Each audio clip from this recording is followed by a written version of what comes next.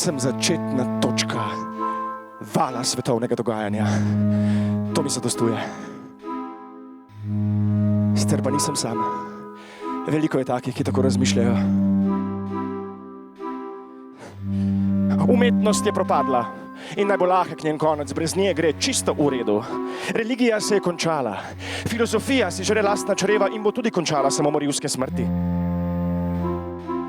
No, zaenkrat še nisem svinja, kljub vsemu svojemu sovraštvu do človeštva, ampak današnje ljudi sovražim.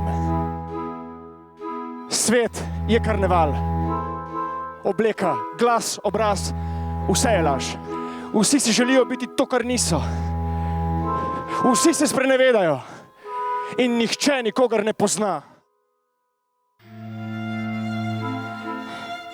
In vendar ima prav ta žival. Kam je šla vsa moja vzgoja? In kam vsa moja kvazi aristokratska rafiniranost?